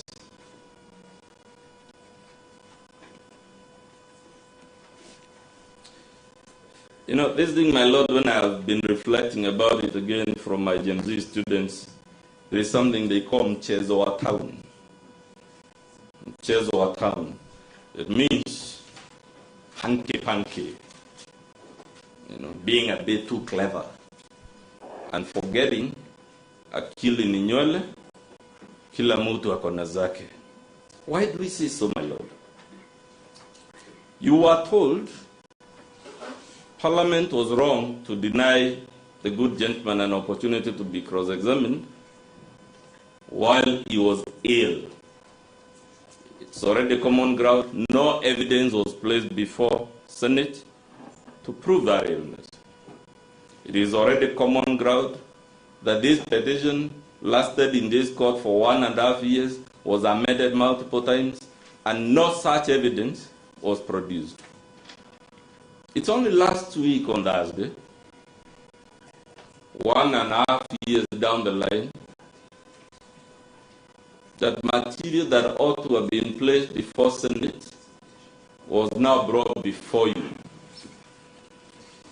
Again, somebody seems to have lied to them, my Lord, that merely because they placed some material 1.5 years down the line, it therefore follows that they have demonstrated he is healed. I'm here, my Lord, if you forget everything else I've submitted this afternoon, to tell you with all the humility I can muster, that the material placed here by Dr. Daniel Gikonyo is worthless. I repeat, worthless from an evidential perspective. Why do we say so? One, you are here on supervisory jurisdiction and that material is not before Senate. That material cannot be what this court can use to fault Senate for acting as it did, because we'll be accusing Senate of failing to consider material that was not before it. Dr. Gikonyo admitted yesterday, my Lord, that what he has annexed as Exhibit DGK3 to his affidavit is not a medical report. He admitted it is a summary. You know, my Lord, even if I come from a country where we struggle with the English language, if I tell you this document is a summary, the one I'm holding, my Lord, if I tell you it's a summary of another document, I must surely show you the primary document so that we confirm, one, indeed, that it's a summary, and more importantly, that it is an accurate summary. Dr. Gikonyo conceded in cross-examination that the machines that are used to do the treatments he purportedly did on the first petitioner generate images, graphs, and reports. He admitted that that's not me saying it from the back. And he admitted he has not produced before you that material.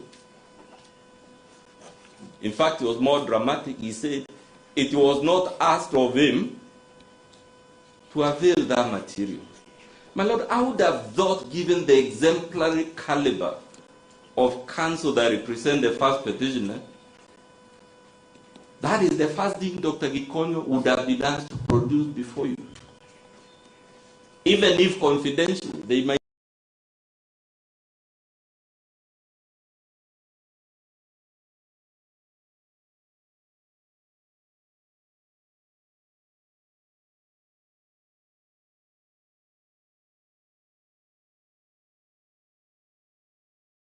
Inference that the reason that material was not produced, whether before Senate or in the affidavit of Dr. Gikonyo, is because that material, if it had been produced, would have been advanced to the deportation in that affidavit. My Lord, the reason they didn't want to abuse it is, if you say I took an echocardiogram and you produce the image, I don't even need to see a doctor. I can just run that image on artificial intelligence and it will tell me whether the allegation that the patient has a heart problem is true. That's the inference we want you to draw. That the reason the primary material was not produced is because it has been produced. All would have needed is to ask another doctor or run it on a simple laptop, and it would have shown you what is said to be evidence is what they call in the discipline forces malingering. It's a serious military offense, my Lord, in the discipline forces to pretend to be true. And it is our humble submission that given the concession by Dr. Gikonyo and his failure to produce a medical report, the only inference we can draw is that the first petitioner was malingering, he was not sick, and there is no material, just as there was no material before Senate. As I stand here, there is still no material before you. All you have is naked allegation by Dr. Gikonyo, and he himself admitted he is not produced before you the primary document. That's my Lord. Dr. Gikonyo admitted what he produced before you, that summary, was prepared by somebody else. It is not even a summary by Dr. Gikonyo. So it is, first of all, the document itself doesn't prove anything because it's not a medical report. Then it is hearsay, to the extent that it is prepared by Dr. Sarita, who has not sworn the affidavit, and more importantly, who on the face of the document is not one of the citizens that allegedly attended that. That affidavit is worthless, my Lord, because on the face of the document, we can't even tell who the patient is.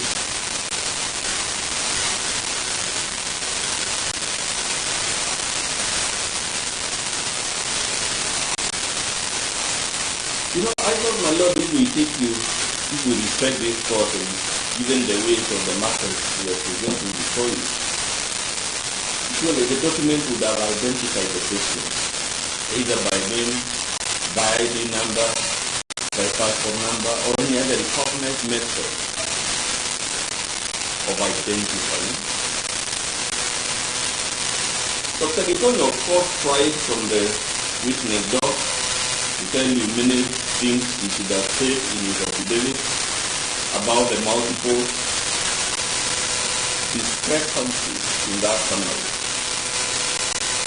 My Lord, I asked him yesterday, Dr. Gitonga, how can these documents are two time stamps? How can it on the left have been prepared at 12:40 p.m. and on the other side at 12:35 p.m.? And his answer was, I have to tell you. Of course he didn't know, because the document was prepared by someone else, not you.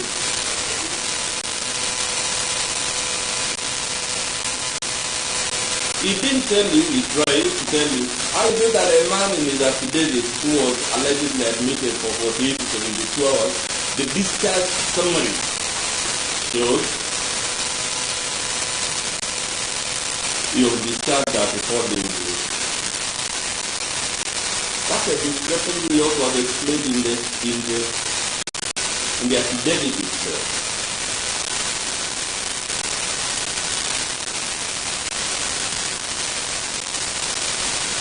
My Lord, Dr. Gitonga admitted to he also didn't produce the laboratory report of the supposed blood tests and other tests that were done at the laboratory as per that medical summary. Again, I invite you to make an adverse inference that the reason that report was not produced is either because there was actually no test, or if the test took place, they showed there was nothing wrong with the patient, and therefore he was not sick. Without delivering the point, my Lord, I could go on and on. What Dr. Gitonga gave you was given 13 minutes, not everything. Not his oral testimony, not his affidavit, not the annexure to that affidavit. Which means, even as we speak, there is no material on which this honorable court can conclude that the first petitioner was ill, and therefore, perhaps the Senate would have acted better by granting him an adjournment.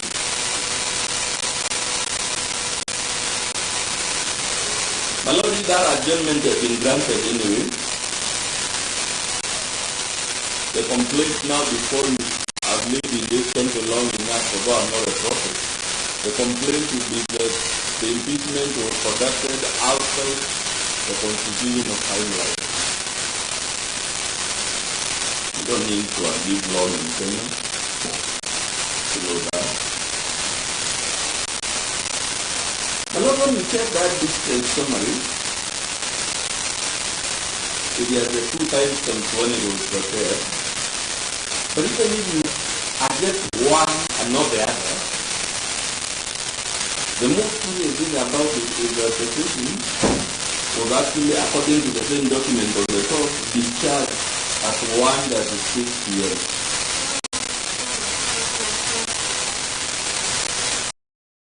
My work is easy because I use ClickUp. Here's how I keep track of all my tasks. I start by brain dumping everything I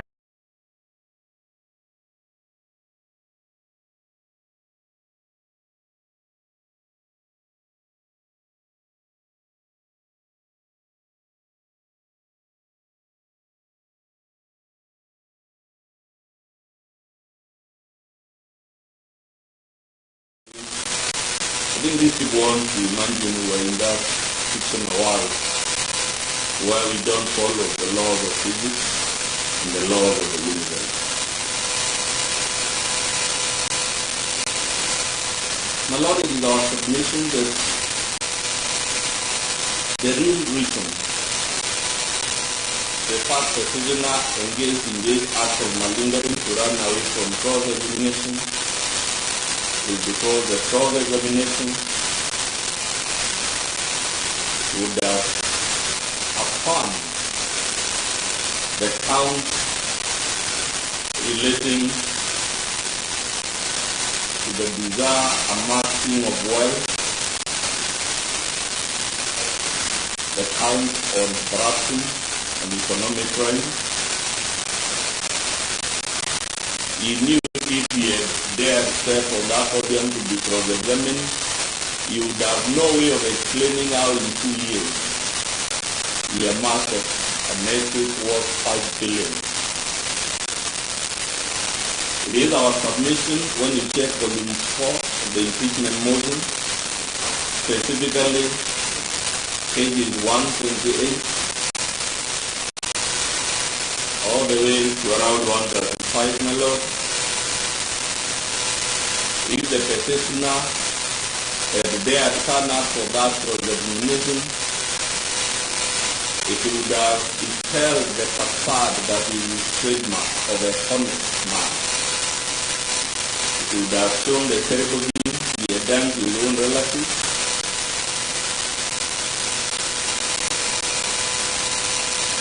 including his inheriting his late brother's children and nieces. If we submit, my lord, that if it is true that he developed things which we can never prove, which the medical report can prove, these are the things he was afraid the cross-examination would have exposed. And if he had sat up there, we would have pointed to him, page 129 of volume 4, or page 126, my lord, of volume 4 of the impeachment motion, which would have shown he had forged his late brother's will to make himself one of the beneficiaries. It would have shown accusations that were leveled against him by his co-executors. His co-executors, my lord, if you read page 128 of volume 4 of the impeachment motion, who are very senior and respected lawyers in this country, and written a letter which came through the same public participation. Maybe that's why they are enough with public participation, because it brought in that anyone would rather they are kept under wraps at all costs. That's why you hear mamas and lift them. And unfortunately, my lord, I don't even want to delve into it, because it's not my style of litigation to embarrass litigants and whatever. More often they deserve and they say.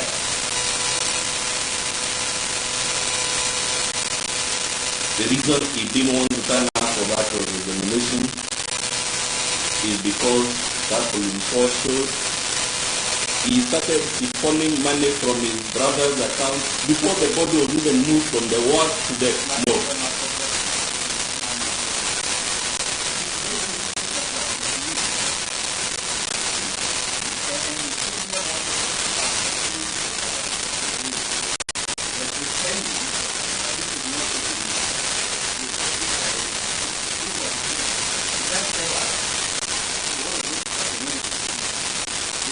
But my lord is also complaining about count 8 and 7 which was saying it for prison.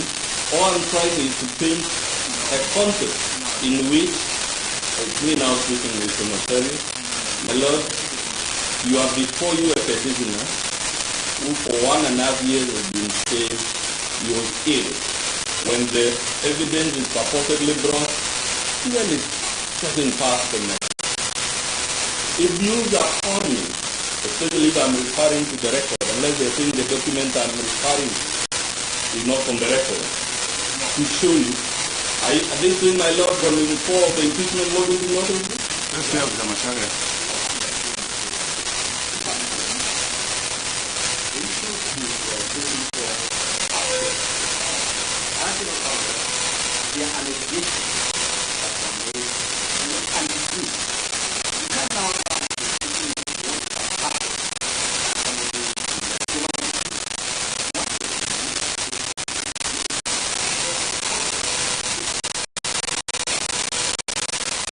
I don't have to delve into it, my School is not my style. But the point is, we are inviting you to read volume 4, the pages are referred to, and you'll find the real reason why the first examiner would not want to turn up for the examination, and why you claim he's sick, and 1 hour years later, when he had the opportunity to prove he is sick or he was sick, we got supported evidence that it's really just entertainment. It has no probative value. And so that we don't waste much time, let's move to the next issue. You are told, my Lord, that the appointment of my client or his elevation to the office of Deputy President or his election, whichever word we choose, was done at breakneck speed, and that betrays bad faith, betrays predetermined outcomes, and other 1,000 allegations. My Lord, in your ruling of 31st October 2024, this court has already held that the office of Deputy President is so critical to our governance architecture that the Constitution does not envision it being vacant for prolonged period. This court cannot now be made that ruling be invited, like I pointed with regard to the issue to the Supreme Court, be invited now to find that the appointment of my client or whatever was done at breakneck speed, therefore that betrays bad faith and whatnot. You're being invited again to embarrass yourself. In the last time I said courts are not in the business of embarrassing themselves. You have held that the replacement must be strict because, to use your own language, there are important state functions the Constitution has assigned to the office of Deputy President that cannot be performed by any other office. You are told that my appointment under my client is not my Lord, I don't do to my life or my wife or I was asleep. That the appointment of my client was void or lack of public participation. We've already told you, my Lord, the Supreme Court as well, that such an allegation, even if adjusted by the court, will not ipso facto lead to an abdication of the court. These are not my words, they were to the Supreme Court. But more importantly, my Lord, my client ascended today's office pursuant to a sui generis approach. This event that occurred is not an event that is part of the routine and day-to-day functions of Parliament. That sui generis process, my Lord, is an election by the National Assembly. That's why Article 149 says Parliament shall vote. It does not say Parliament shall approve. It says Parliament shall vote on that resolution. And that sui generis process, my Lord, is very different from the general pathway of rising to that office, which is set out in Article 137. They cannot substitute the sui generis pathway for the general pathway because the sui generis proceeding at 149 takes to a unique event that does not ordinarily happen every now and then. In fact, in my entire life, it's not been very long. These events never occurred. They were the past impeachment of a deputy president. There are older people in the court, perhaps it was occurred. But the infrequent and sui generis nature should show you, my Lord, you cannot import generic requirements that govern the ordinary day-to-day business of Parliament. You say those general requirements also apply to this sui generis situation. You are told my client was not a member of a political party and therefore he was unqualified. one allegation, my lord, which you can't afford even if you are persuaded. Even if they were to have evidence, they haven't placed it, but even if the court were to agree they have watertight evidence, this allegation will fail for the reason that this court, in a case called Union of Civil Servants and two others, but the Independent Electoral and Boundaries Commission is a 2015 decision also. This court ruled, my lord, that it is not practicable, it's not a tenable interpretation of our constitution to expect civil servants and other public officers to be Jewish prophets so that they know a vacancy will arise and decide in advance. So even if it was to be found that my client, which is not found on the record, you can't uphold that allegation based on this authority unless the petitioners are telling you my client should have been a prophet to know that the past prisoner will be impeached on this day so that he can join a political party in advance, so that he can resign in advance and whatnot. Nothing comes on the IBC clearances against the judicial authority that the matter of IBC is one of the secretariat. We need not belabor the point. The Supreme Court has again confirmed it in Muruli, Paranya and three others, in Governor of Kisii and two others. The Supreme Court decisions which bind this court, which means this allegation cannot succeed even if proven on the evidence. You have been told many things, and my friend Kenson will address you on them shortly about the South African decision. They call it EFF3, we call it Falafala, because Falafala was the place against whatever happened. But the point I want you to note, my lord, is that the text of Section 89 of the South African Constitution is fundamentally different. It is not pari material to Article 145 of the law. If I may illustrate some of the differences, the South African Constitution doesn't prescribe any procedure unlike our Article 145. It means all questions of procedure entirely to the national. The South African Constitution does not prescribe timelines like those prescribed in our Article 145.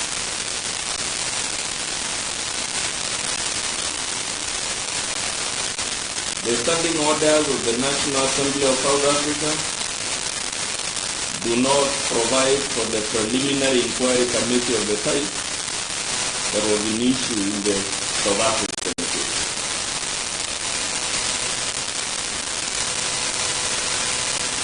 And the point, my lord, go on and on. The removal process in South Africa is fundamentally different from the one in Kenya. Even the legal system is completely different. Although the head of state in South Africa is the president, is president, theirs is actually a parliamentary. Ours is a presidential.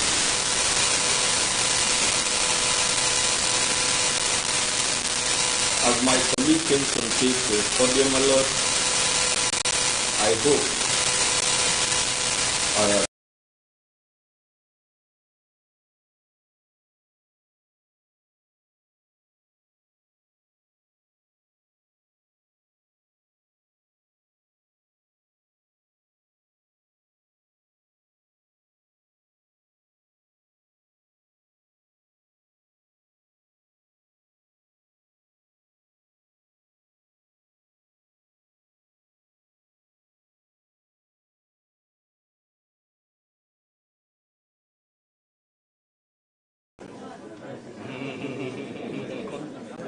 not in this context.